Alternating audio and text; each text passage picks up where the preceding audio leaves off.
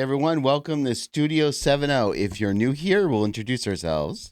Your girl Shurak. And I'm as you, or you can call me Ed. Normally we have like an intro, but today we're going to skip that. It's going to be a long one because today we are reading the second book of Dylan Tallman, The Cell Next Door, Part 2, Read Through and Reaction.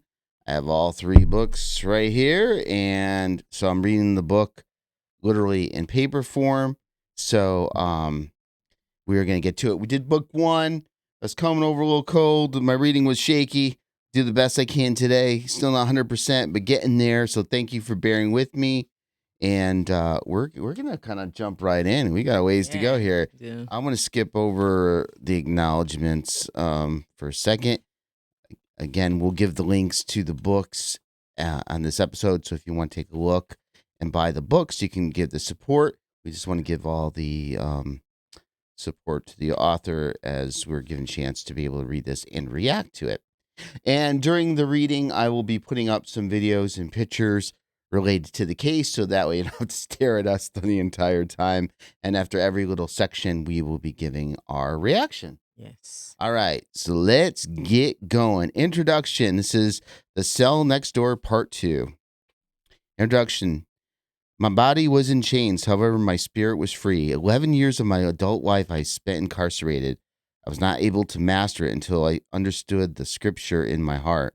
I was stuck in the system. I was at the beginning of my turning point onto a new and productive path. However, it didn't matter because the courts wanted me in prison for as long as possible, even on the most petty charges. I never caught a break. I was a known drug dealer and a cancer to society. I had to stop worrying about whether people on the outside care about me. I let them cut ties with me. I had to work on myself. I thought if I improved myself and my life, then I was an improvement to other people. Next time, they wouldn't, they wouldn't be so quick to judge. Hopefully, there wouldn't be a next time. Educating myself was mostly all I did in prison, and also I spent time working out. Therefore, nothing could ever hurt me again, not mentally or physically. I was at the bottom, but my vision was making it to the top. So I stayed productive. I spent my entire adult life in prison. I needed to prepare myself so I could get out and start over. I knew nothing of the normal adult life, nothing of the civilized life. All I had experience was the way of the streets, running a bag up and surviving in prison. I was in Dodge Correctional Institution, still on a PO hold. Wisconsin parole and probation were holding me in prison, though I was not yet sentenced to prison. They had me right where they wanted me. It was a terrible feeling to be in that situation. I was currently working on a book series with Chris. It was our God's Plan series. We had created a series of spiritual books. Chris and I had an outlet where we would vent through scriptures, saying things that are not revealed and interpreting the word of God.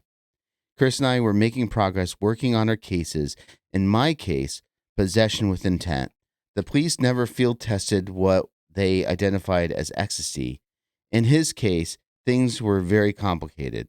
He had confessed 3 different times in 3 different ways. However, the trauma from the tragedy brought him fear just to talk about it. We were slowly progressing in everything we did. Number one, spiritually. Two, our workouts. Three, our cases. Four, knowledge. Five, wisdom. Six, understanding. Utilizing our time by staying productive while in prison was actually a good use of time. Chris and I had just had a conversation about his case, and things were dicey. Over 50% of inmates are convicted, and the courts do not have 75% of the facts of their cases. Nowadays, 90% of criminal convictions are resolved by plea deals. Chris took a plea only a few months after his arrest. Usually, these type of cases take years to resolve, especially when an entire family is murdered. And that's the end of the introduction. Shiraki, you want to go first, and then I'll go next. That's just the reaction to the introduction. Yeah, that's just the introduction, which was good. I guess he talked more about like unfortunately, Dylan did not have an opportunity to be outside of the prison. He got arrested really early in life, which is sad.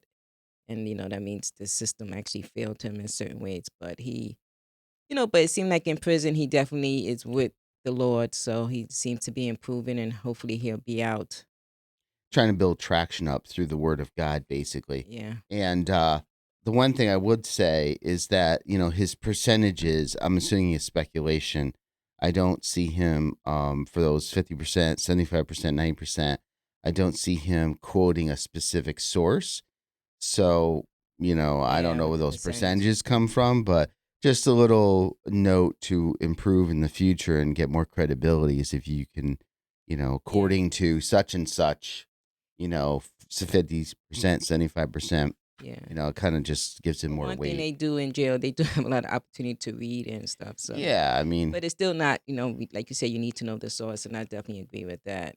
yeah, But that's it is a awesome. lot Like, of plea dealing in prison, so he's definitely right on oh that. yeah, it's probably pretty close. Okay, chapter number 1, Proverbs 25, verse 2. It is the glory of God to conceal a matter, but the glory of the kings is to search out a matter.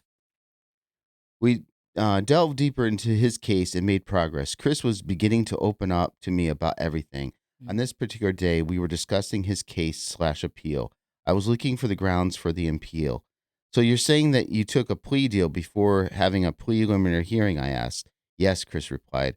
Are you sure you didn't waive your rights to a preliminary hearing? I asked. What do you mean? Chris said. Did you sign something saying you don't want a preliminary hearing? I asked. I don't think so, he managed. Why did you sign a plea agreeing to the maximum punishment? I questioned. Colorado had a death penalty, and they told me if I didn't take the plea, that they would give me the death sentence, he told me. That's basically a threat. Sign here or die, right? I replied. It felt like it, he said. I don't think they can do that, bro, I told Chris. I leafed through the Black's Law dictionary and found change of venue. Bro, this says if your case has a lot of publicity, you can hear your case somewhere else, and in your case, perhaps another country, I laughed. Or another planet, he laughed in return. At least he could find humor in this nearly hopeless situation. My attorney told me to file ineffective assistance of counsel on him, he said. So basically, he told you that he didn't assist you in the best way possible in your possible, sorry. So he basically told you that he didn't assist you in the best possible defense as required by law, I said. Also, it takes these types of cases a couple years to resolve. Yours only took a few months. That's not normal, even heard of, I told him. If I go back to court on appeal, they will transfer me back to Colorado, and the inmates and people there want to kill me, which is why they sent me here, he explained. I'm just not looking forward to reliving all this. It was the worst thing I've ever experienced, he said. I know, but do it for your parents. They love you. It would mean the world to your mom, I said. Yeah, it would. These phone calls are recorded, and I said too much over the phone calls. He admitted you also had 3 different ways you said you did it, I exclaimed. Because I confessed, how will I come back from that? Chris asked. They threatened your life and got you. No, wait. Bullied you into a guilty plea.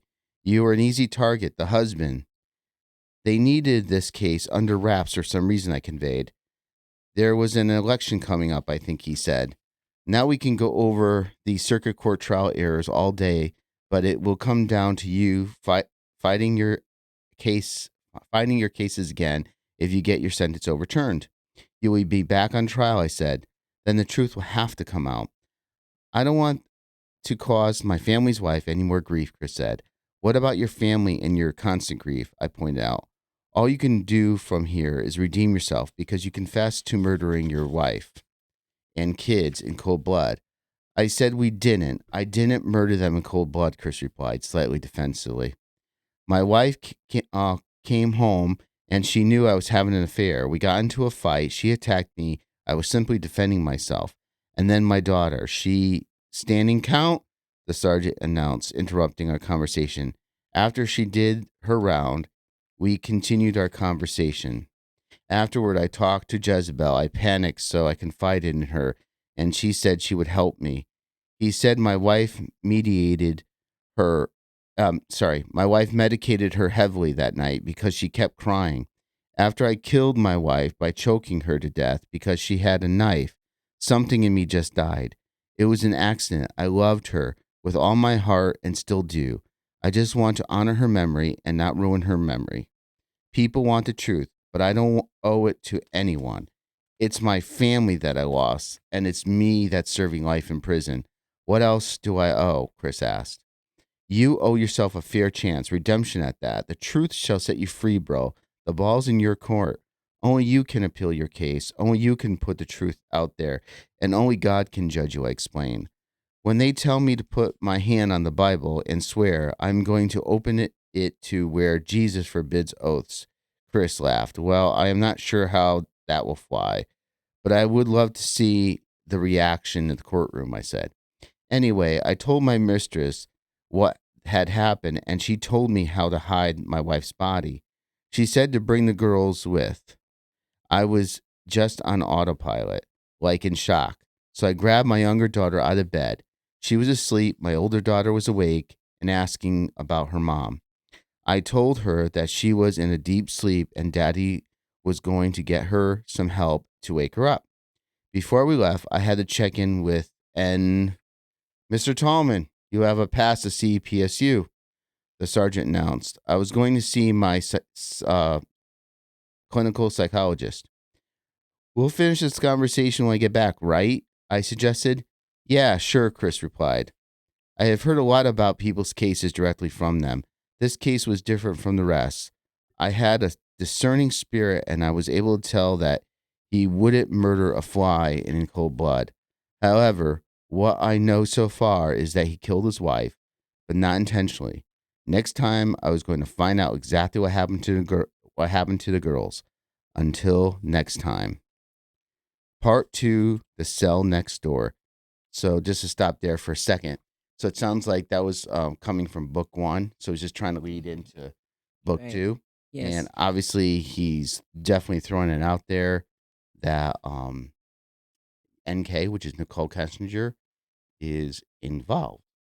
So I think this is still considered chapter 1. Let me just double check real quick. And so I want to keep going until we Yeah, hit this that. one didn't seem to have like the chapters listed in there. Yeah, they do. Okay, there's just a couple more Yes. pages and it gets in chapter 2. So we'll pause again for more reactions, Chirac. Okay. Part 2, The Cell Next Door. Walking down the extremely long corridor of Dodge Correctional Institute, I thought about what the brother had just told me. How could he just sit on such information? How could he be so complacent in in his situation? He was sentenced to life in prison. He was never going home. I couldn't relate, but if it was me, I would be trying to get some type of fighting chance. The thought of spending life behind bars was just crazy because I had spent my whole life behind bars thus far. My entire time that I was incarcerated, all I did was look forward to going home. My end goal was to be released, and that what motivated me. If I had no release date, then I would have nothing to look forward to and nothing to motivate me. It was both unsettling and admirable to think of what was motivating Chris. My clinical psychologist was beautiful, so it was hard to open up to her. Also, only there's only been one or maybe two clinicians, who had actually helped me, and it wasn't this one. But more recent, my court had been delayed once again because of COVID-19. I was stuck in non prison status longer, where I didn't have any of my privileges that other inmates had. But I had a lot of the same BS rules to follow. Figures. I would be stuck in Dodge, so I was going to continue to make the best of it and finish the book project that Chris and I had started. Perhaps we both could both get back into court on appeal as well. It would be a lot of work. It would be a task more difficult than others, but not exactly impossible. And that's the end of chapter 1. So, complete. What's your thoughts, Shrak? Yes, definitely. He went over a couple of things in part one just to bring it in. And that's what I noticed too. He's a lot of things is definitely repeated. And I know he uses a lot of like pathos of the situation of the emotions of what happened.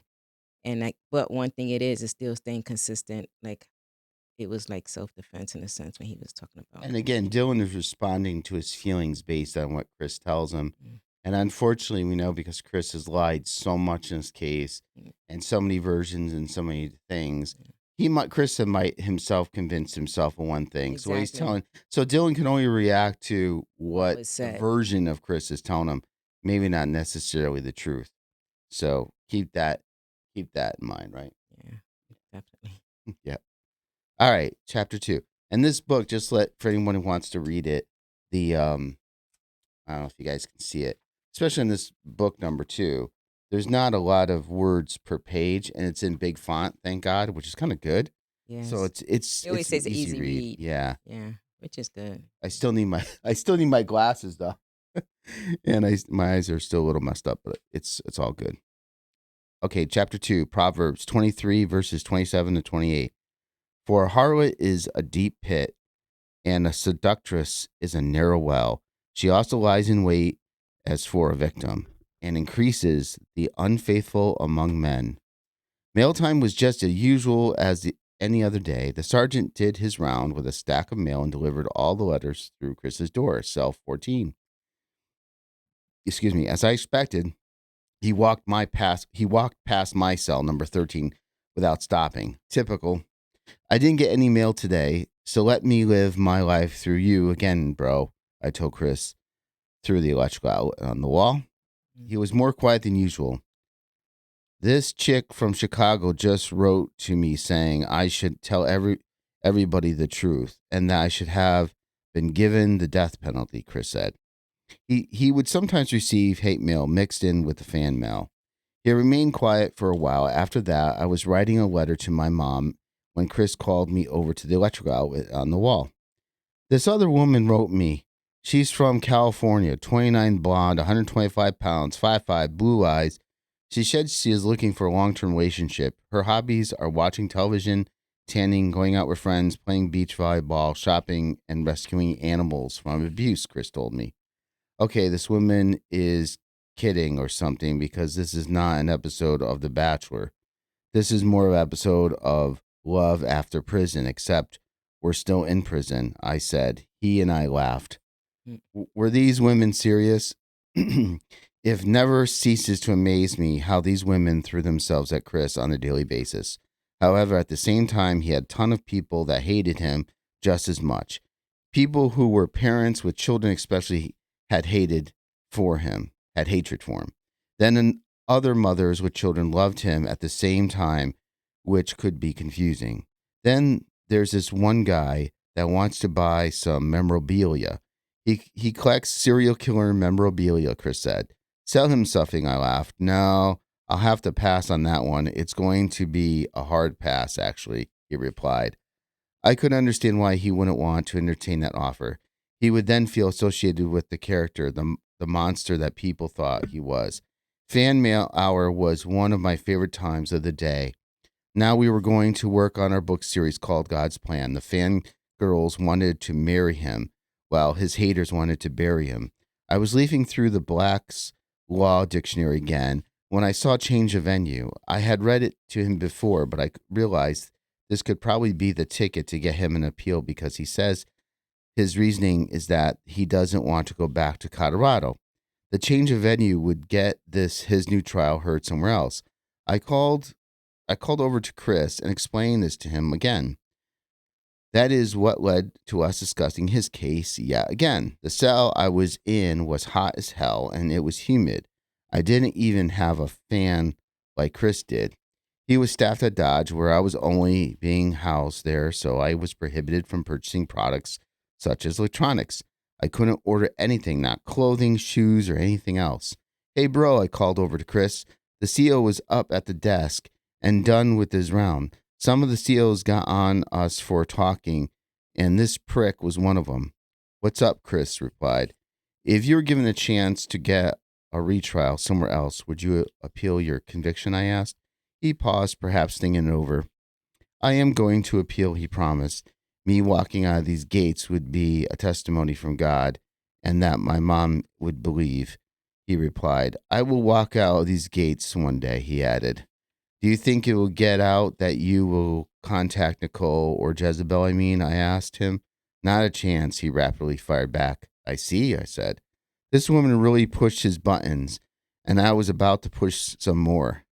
What if she says that she'll never stop loving you and then she was just scared, which is why she disappeared? I pushed. She's Proverbs 7, verse 26 to 27. Look up what that means, and that is my answer to that one, Chris answered. I next looked it up in the Bible, and that is as far as we got on the subject on her that night. For she has cast down many wounded, and all who were slain by her were strong men. Her house is the way to hell, descending to the chambers of death. Proverbs 7, verse 26, 27. I read it twice, and I knew he was trying to tell me something. Wait a minute. This was his second time defining her by these proverbs. He was indeed telling me something. And that's the end of chapter 2. So, not a lot new there, Schrock, on chapter 2. No. I would say. I think it's more focused on his getting an appeal. I'm not a lawyer. I would look into the lawyers. But it looks like they're trying to get his appeal based on change of venue and some other circumstances. It almost seems like Dylan, not at this point directly, but seems like he's trying to get Chris to think about doing an appeal and just letting everything out. Almost like I said to you, how could NK get back in jail if Chris really blurts out everything and kind of throws her under the bus? Right. So, Exactly. Like, what are your thoughts? Yeah, Anything? so, I know yeah. that's not a big one, but Right. Basically, just trying to support Chris and see if he can get an appeal and just, I guess, give him some knowledge on that as well. And I know they talked a little bit about he couldn't get anything, he couldn't buy anything, but commission that he maybe doesn't even have money. Like, how can you do that anyway? If you got to have like money in some type of, what is it called, commissionary to actually purchase things. So for some reason, you can notice that Chris has some funding coming from somewhere. Fine, he said Chris had a fan. He did it. yeah, So for some reason, that's just something I was just thinking about as well. So he has some type of money funding in from he's got his something parents. going on. Yeah, Where Dylan is not considered that like a full prisoner per se. I'm just right. paraphrasing, so he doesn't get those type of options. Yeah. All right, we're doing probably about halfway through chapter 3, Proverbs 6, verse 26. For the means of the harlot, a man is reduced to a crust of bread, and the adulteress will prey upon his precious life. What do you mean that this detective wants to help Chris? I asked Christina through the phone. There was a pause. Are you going to answer me? I asked her. This call is almost over, I said. He is a retired detective, but he has contacts who can help, she explained.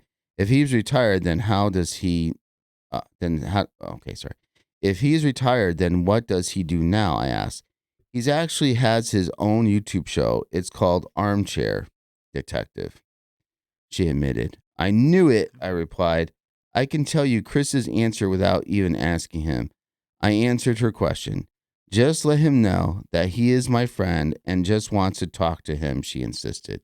You have 1 minute left, the operator warned. We said our goodbyes. I was actually debating on whether or not I would ask Chris about this AI guy's request or Al guy's request. Dayroom ended early because another inmate got into an argument with the CO. We were all ordered to lock into our cells, including the inmate who was arguing. Next, a captain and 4 COs, including 1 sergeant, arrived. The woman sergeant ordered the guy to cuff up and that he would be going to Unit 19 segregation. How about I put you in a bosky and beat that P up? I won't say the word. The guy said instead of cooperating with them, eventually the guy put his hands through the trap in the middle of the door and he was cuffed in the back. Then he escorted him out of Unit 11 and down the long corridor of Dodge to Unit 18. When the drama cleared, Chris and I did our workout since we didn't have recreation that day. It was push-ups and crunches. After that, we got to talking about life in general. Our walks in life were different. He had never been in trouble in his life. He was a great guy, a respected member of society, married with kids. Chris was everything I wasn't. I started selling drugs when I was 10 years old. I started going banging when I was just 12 years old. I started having sex when I was 12 years old. I grew up in violence. My father and stepmother died when I was just 14 years old. I got locked up at 14 and didn't get released until 18 months later. I ended up in an adult jail at 16 years old. I was in and out. Guns and drugs were like magnets to me, as were the police. I went in at 19 years old and was sentenced to 17 years, 7 of those initial confinement, and the other 10 years were extended supervision. I got out in 2016 for only 2 months when I was locked up for more drug charges and fleeing from police and, of course, resisting. I was revocated on my extended supervision for 3 months, more years, excuse me, 3 more years of imprisonment. In 2019, I was released again for 2 months when DTF had me surrounded again. However, they only found 6 pills that they were identified as ecstasy, nothing else. Still, I served 2 years on revocation for my extended supervision. I was not even bound over for trial yet on that case when I went to prison for violating extended supervision. The system in the state of Wisconsin is horribly flawed. Other states will wait until you have convicted of a crime before sending you to prison for violating probation. However, in Wisconsin, you will be sent to prison before you are convicted of a crime if you are on probation, parole, or extended supervision. It is truly unconstitutional. I came from a completely different walk of life than Chris. Our intellect and spiritual insight were both on a similar level, though. We liked a lot of the same things. What made us click was our passion for the Lord. We both sought forgiveness and searched for that higher power. We went to the chapel a lot, and we also had our own Bible study, which took place all the time in our cells. The Spirit was strong upon me in 2020. Today, it is not as strong. I was telling Chris about a few recent brief encounters I had with women prior to my arrest. I really like this one woman in particular. She had some issues, I learned, I told Chris through electrical outlet in the wall. Yeah, I know what it's like. What types of issues, he asked. She was a nice, good looking girl, except when she used drugs. When she did, she turned into a psycho and a sex addict. She tried to stab me a few times too, I told him. Lord Jesus, Chris replied. What happened when she tried to stab you? He asked. I just took the knife from her, calmed her down, I replied. That easy? You just disarmed her and then you were able to sleep next to her? He asked. Yeah, pretty much, I answered. See, the one time I'm in a situation like that, then all of this, he managed. I had another cycle just before that. Excuse me. I had another cycle just before that, and shortly after that, I need a woman, a normal woman. I said. What about Christina? Chris asked me. Speaking of her, she claims that some retired detective wants to talk with you. Who? He asked rather quickly. Hmm. I had to rack my brain for a bit to remember his name. Al Armchair, ARAI. I can't tell if it's AI or Al Armchair, excuse me. Detective. I remembered. Absolutely not. He has caused my family and I enough problems already, he replied. How about you let me talk to the guy and see what he wants, I asked. He has that YouTube channel. Perhaps we can spread the word of the Lord and possibly market our books, I suggested. Chris was quiet for a minute, perhaps pondering this idea. Joseph, son of Jacob, used Pharaoh to help his people. Perhaps we can open a door for the enemy and use their layers for good, Chris proposed. I thought it sounded brilliant. The YouTubers and the media were obviously enemies of Chris. He wanted absolutely nothing to do with the media in any form. However, though a third party, things could possibly. What? Excuse me, let me back up that last sentence. However, though a third party, things could possibly be different. I got this, I promised him. Christina had better been right about this guy. I was going to talk to him. Okay, that's the end of chapter 3. Mm. Thoughts on that one? So we know where Christina is going with this. So yeah, I think she's still trying to use Dylan to get to Chris. I Yeah. mean that part there, but yeah, but most of this is about Dylan's and his life and his struggles. And of course, when he was 11 and 12, it's sad that he actually he didn't really have any foundation. And No. for him to keep, continues to go to jail. And he talks about like getting out, but does he actually have a plan? Because he was out eventually sometime, and then what happened? He's back in, He's right right? back in. So, Yeah. so it's like, okay, do you have a plan to Definitely have a stay struggle. out? It doesn't he needs somebody to kind of Yeah, like help him through step A, step B, step C exactly. and matriculating, getting back into society. If not, Hmm. he's just go right back to what Yeah, he's exactly. gonna need money and go back right back to everything.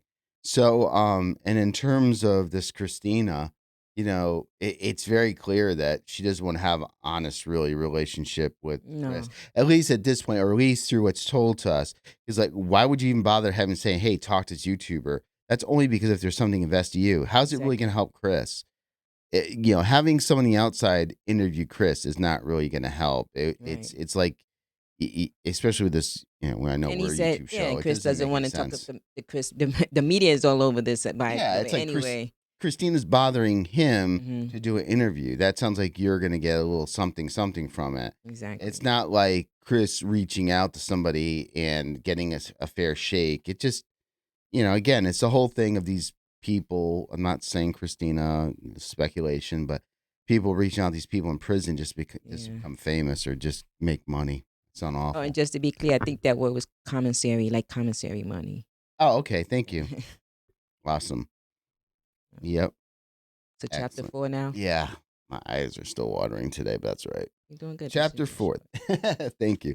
Proverbs 4, verse 19. The way of the wicked is like darkness. They do not know what makes that make them stumble. Oof, like I'm stumbling over these words. The chapel was packed on this particular night, and we had two guest speakers. Our choir was really good. The choir was made up of Dodge inmates. This guy Fletcher was blind, bald headed, and black. He was the lead singer, and his voice was shockingly great. Chris and I sat in the back corner row. Jesus scorned the Pharisees and the scribes for always sitting in the best seats, for wearing the best robes, etc. We chose the humble road. Our minister chaplain, Joaquin, was once an inmate in a Texas prison for 7 years. I could relate to his past.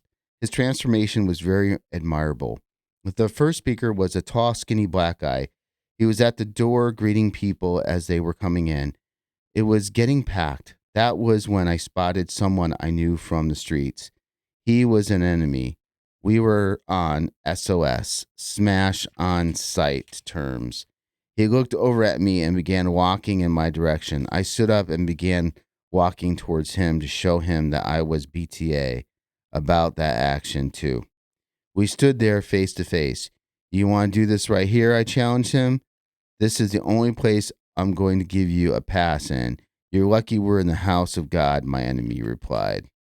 I looked at him and clenched my jaw. Timing and real estate are on your side, I threatened. I felt a hand on my shoulder pulling me back. It was Chris. Come on, go sit down, Chris said as he stepped between us and directed my enemy in the opposite direction. We sat down and listened to the choir singing, I wrote it in red. Chris handed me a Bible and had it open to I know I should notice I say this, but he handed me a Bible, open up to Ecclesi. Can't even say it. Oh yeah, that's Ecclesiastes. exhalationist. Like I'm probably saying it wrong. I know how to say. Sorry, and pointing to chapter 7, verse 9. this. Do not hasten your spirit to be angry, for anger rests in the bosom of fools. I nodded my head to assure that I had received and understood the message. Who was that? Chris asked me. An old friend, I told him. The choir finished. Then the guest speaker gave a powerful sermon, and it hit me a little differently than usual. Some preachers' sermons are too dry for my taste, where I cannot relate. This guy, however, seemed to speak to me. The service was over, and the SEALs were calling us unit by unit. My enemy was lucky that he was on one of the far units because he had and robbed one of my homegirls. After Chris and I returned from the service, we were talking about the end of time prophecies. We often spoke of life after death and what it would be like being free from bondage. Chris knew that he was never going home. However, his spirit was free. He refused to allow his surroundings to define him. I, on the other hand, struggled somewhat being caged in. I felt my incarceration. I hated then, and I still do now. How are you humble and having life in prison? I asked. He sighed a little and said, because God has me right where he wants me. Perhaps I can help people in here. If you win on your appeal, you can help many people. A lot of these guys in here have all the help they need. Your mom and dad are going this time with you. I have to put the gray in my mother's hair. If you don't do it for you, then do it for your family, I told him. Oh, I'm going to fight it. My family's still looking for an attorney. They cost so much. One wanted 100,000 and others wanted even more. He said, perhaps our books will gross enough money, then we can lock in with a good lawyer, I said. That money is all you. I just want people to believe in Jesus Christ, he said. I'll just put your cut toward whatever you tell me to. However, we don't have this thing fully finished yet, I sighed. I was an author of one of the books so far, and I promised Chris I would get it published. We were continuing to work on a book series called God's Plan. I think we will be done once you are released, he suggested through the electrical outlet. So we'll work on it until then, I asked, or until they move one of us. I will stay over here until they move you, or until you go home, he said. Then we better get a lot done, I instructed. Sounds good to me, he said. You know, I really don't like writing, I admitted to him. Why do you write then? He asked me. Because I have to. I have been locked up my whole life. I didn't go to college. I didn't have a career, a 401k, a house, or kids. I never even had a chance to file taxes.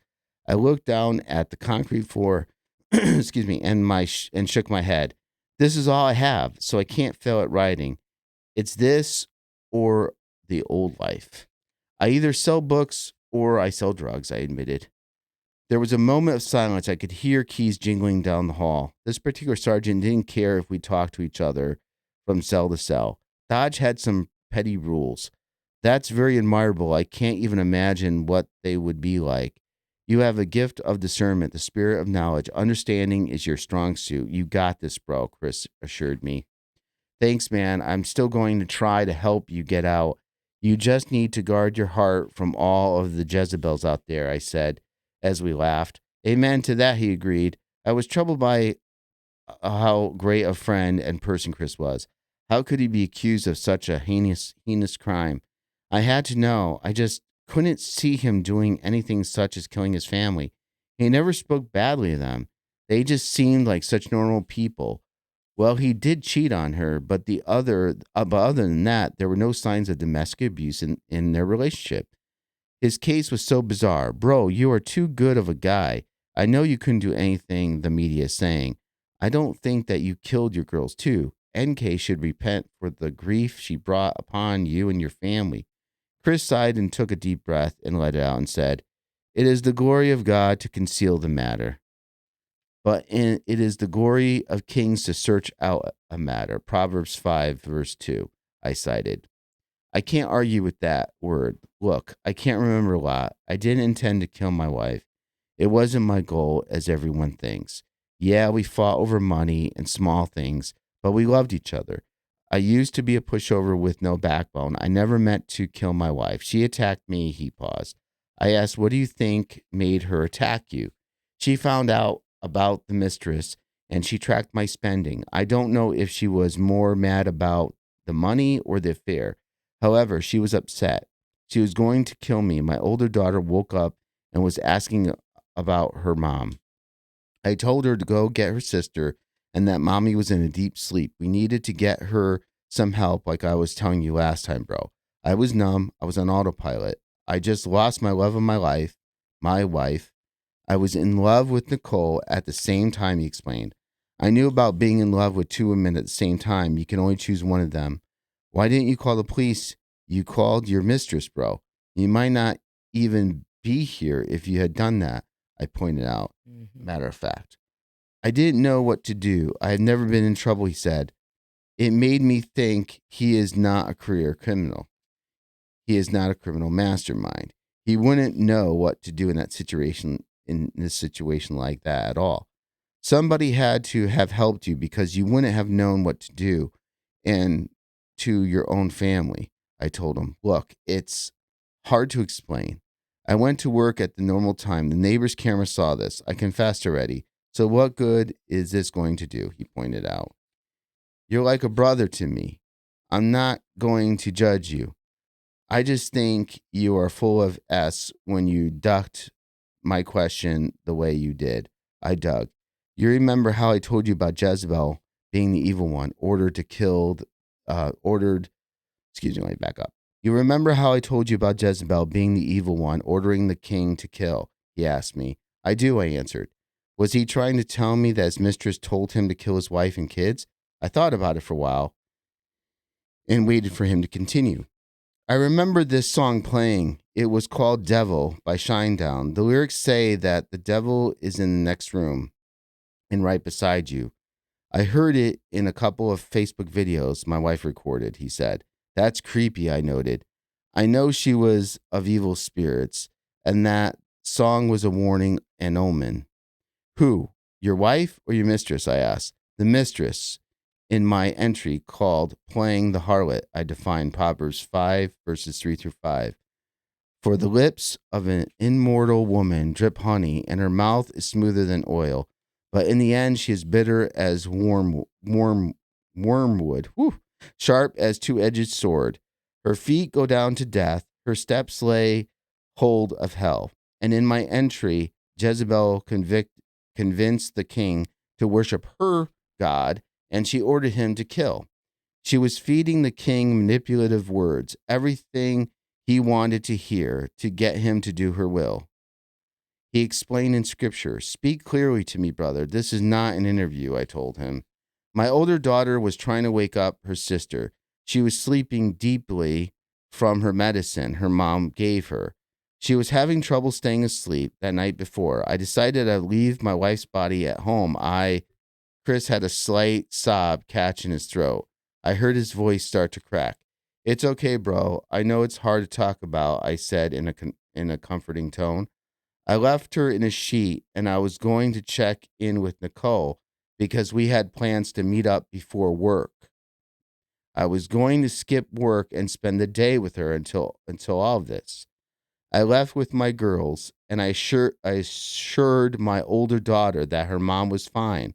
I lied to her. My younger daughter was sleeping. I had my girl with me, and their mother was home dead. I thought of Nicole and thought perhaps we could start over somewhere in North Carolina still, he admitted. Y'all were going to move to North Carolina, I interrupted. I was pondering on that, but losing my wife, it made me feel doomed, alone, especially the thought of losing my mistress too.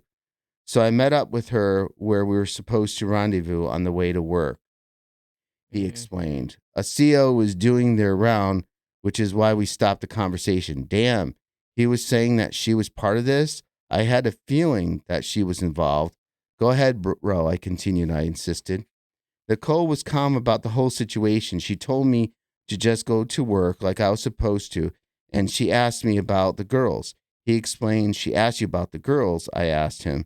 We talked it over for a while, and we decided that we could make it look like they went missing. Things blew up in the media. The pressure unfolded fast, Chris explained. What about your wife's body? I questioned. She said she would take care of it. He sighed. I really didn't want any of this. One sin caused another one and one after that, and so forth. He added the snowball effect. I said, that's exactly what it was. He agreed with me. We should probably get ready for day room and get a phone first, he added, and I agreed. This stuff was getting deep. I felt his pain. I felt pain for his families. Oh, excuse me. I felt pain for his families of the victims. I shook my head when I thought of his mistress. That was the end of chapter 4. Sorry, that was a long one. I think there's only one more chapter at this. But that So, means that she takes care of it. What was that about? Yeah, she'll take care. Okay, there wasn't details, but you notice this time, another time she said, I think we read Yeah. that she would maybe get some help. Remember the other one? Yeah. But she said she would take care of it. But the one big thing, sorry to jump in, I'm all excited. I know. This one, it seemed like it's a really good one. So- I mean, it's more detailed. So this shows, and there's data that we presented not too long ago in our episode that she went the way of Frederick that morning because that was where they were going to meet up anyhow. Right. But really, you could think two thoughts. The 111-minute phone call they had the night before, she knew he was going to what he was going to do, and therefore they met up anyhow.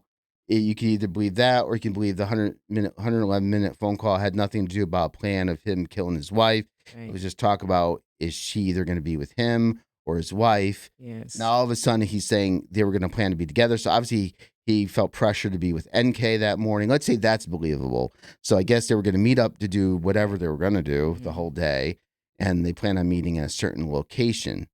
So again, we showed that when he was around, they would kind of meet that other way going west. So either way, he met up with her that morning. Yes, That's what he's saying through Dylan. If this is all to be all to be true, exactly, he met up with her. Go ahead, Shrock. Oh no, I was just repeating what you echoing what you just said. Yeah, they supposedly met up that morning, and she definitely was involved. If she's saying, "Oh, we'll take care of it," what does that really mean? Exactly. And that's one thing. I mean, no, Dylan doesn't know how to do an interview. He says he's not doing an interview, but actually he is indirectly. And when they asked the question, he could, okay, what do you mean by that? What do you mean by that? So it could be more detailed. Who knows if he would have said anything anyway, but it would have been interesting to know, more details about that. Yep. Yeah. And guys, just let you know, I'm not really editing. I'm reading this thing through. Just like I said last time, coming with a cold. I appreciate you guys hanging in with me. I'm making some little mistakes here and there, but I appreciate it. And of course, we want to react to this for many reasons. One, this is part of the case. Number two, we're trying to make this our own, and we're going to give credit to obviously the writer and everybody else involved in this. And if you like our channel or want to check us out further, please like, comment, share, subscribe. We do have memberships, but just whatever you can do in terms of commenting and let us know what's going on and any ideas for future shows. We love to cover that. So thank you guys for all the support and love. We appreciate you very much. Thank you. And here we go. Last chapter. Chapter 5. I think it's last chapter. Chapter 5. Yeah. Proverbs 29, verse 11. A fool vents all his feelings, but a wise man holds them back. Chris and I played basketball at recreation again. The weather was bad, so we wound up going to the gym instead of staying outside. It was the same old routine, the same surroundings, the same people, the same COs, the same activities. Of course, there was the same punishment of being locked in a cell for most of the day, usually. We came out of our cells less and less every day. I was ready to leave. I hated leaving my brother behind. I knew that once I left, he would get around other lifers and they would rub off on him. They would show him how he could get comfortable in prison. This would divert him from appealing more and more. We lost our game because I was just not into it. I couldn't focus enough. On the way back from recreation, temptation was yet again swinging in front of me. The same rec officer was swinging her hips back and forth. Her pants were so tight that they looked as if they were painted on. I nudged Chris and I pointed at her ass. I didn't have twists in my hair this time, though. Chris called them my horns, and he said they were pointed in the wrong direction last time. This time, he looked and then he shook his head. He looked down and fought away a laugh. Okay. I was on my same BS. No matter how far I was on the spiritual path, a woman could always bring the man out of me. I saw some new people coming down the hall. A couple were old acquaintances. I just nodded to them. They were just let me back up. I lost my place. I just nodded to them. They were just starting their sentences. It was a very bad feeling. I could tell by the looks on their faces. We were back in our cells where we would remain until it was time to be let out for day room. I was debating on whether or not I would call Christina. She seemed too good to be true, and there were so many red flags. The sergeant was running phones early. This meant that she didn't have an officer to run day room. People would sit and dial, so the phone didn't even make it to me. I was pissed. I just wanted the day to end. I was having an off day. The conversation that Chris and I had was weighing heavily on me. How was he able to cope so well with everything that had happened? Why didn't he trick? Why didn't he trick on Nicole? Was it out of fear, righteousness? Was it maybe because he knew he was screwed anyway? So I take her down with him. I had so many questions, but I was reluctant to know the part about his daughters. Did he kill them? Did she kill them? Was it someone else? How would I feel about him if I knew? Would I judge the man? I knocked on the wall and called Chris to the electrical outlet on the wall from the cell next door. I have to know, and I will not judge you. Did you kill the girls? Yes or no? I asked hesitantly. He was silent. The silence was thick in the air. It was a deafening silence. I should have cast myself in that grave. Excuse me. That was dug for them, Chris said. I decided to ask him the same question, but from a different angle. Did you have help with the girls? I probed. He took a long, deep breath and seemed to hold it. Yes, I did, he admitted to me. Jezebel, I asked. Yes, Chris answered. I knew it. Proverbs 13, verse 3. The one who guards his mouth preserves his life. The one who opens wide his hips comes to ruin.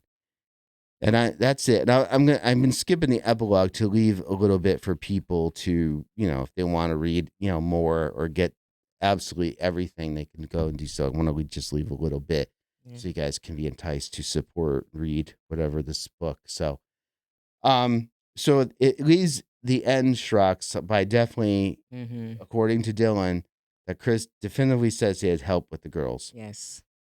And most likely a lot of the shows and the way how we analyzed it in the time frame. Remember, you had the 20-minute, which was really good in detail. It will have to take 20 minutes for this, 10 minutes for that. Remember when you were saying he was, Yes. what he had with 38 minutes? 38 to 44 is the most 44 is the optimistic. most. And that's interrupted. He was, sending out a text, taking a thing, and he seemed very calm. So it seemed to me he had to have help. It was either No pre-planned. heavy breathing, his clothes, no sweatiness. No sweat. Yeah. He seemed him funny self. Yeah. Now, if you had help and somebody was doing a lot of the legwork, then you could be more relaxed and seem normal. You had to have help. If it wasn't, then you'd be, you see how he was when the police came to his house. He's all freaking out. Yeah, and exactly. And statistics shows, and of course, it's really just saying, but usually when you're in a relationship and you the mistress and you want to be with that person, it's okay. People do help, right? You help. We've seen a lot of shows where people do help if they know they have a mistress. Like we want to talk about the one in Connecticut, Michelle Taconis. She helped. And the thing of it is too is helped in what way? Now we've had other people on other shows that we mentioned who, definitely firm out believe that Chris probably didn't kill his girls. It was probably somebody else. Now it could have been NK, or it could have been maybe she took the bodies and placed them in certain locations. There's so many things that could be possible. We're not really saying that she killed them. I mean, help is help. Help can be, just like definitely on the phone for that whole hour, and she's directing him what to do, and then meeting up with him that morning. But she definitely had a hand in it. So we're not saying that she killed the girls. No, that's it. Would respect. Right now, we don't know. We just know that supposedly he's kind of confirming to Dylan that he did have help by her. Right. So that's it. And to know more, we got to go on to book number 3, which is next. Thank you guys again for bearing with my reading and being so patient. I'm just like staring at the mirror like a AI person. Yeah, that's all right. Well, I'm gonna have a lot of pictures and stuff going through this. We're talking through this, so hopefully that's something else to look at as we're reading through this. Thank you guys again. Thank you. Check out our episodes too. Check out our show if you first time you came across us. This is not normally what we do, but check us out. We appreciate you. this was something that we had comments and survey, and basically people People said that wanted they to do. wanted us to, Yeah. read the book. So In order to do so, we need to react, make it our own, which is good because that's what we want to do. We want to talk Exactly. about it, and we left some parts out so you guys can go and pick up the book. It'll be in the description of this episode, so go check it out, and other books by the authors here. So thank you, and Studio 70. wait for her to say that at the end all the time. Thank you.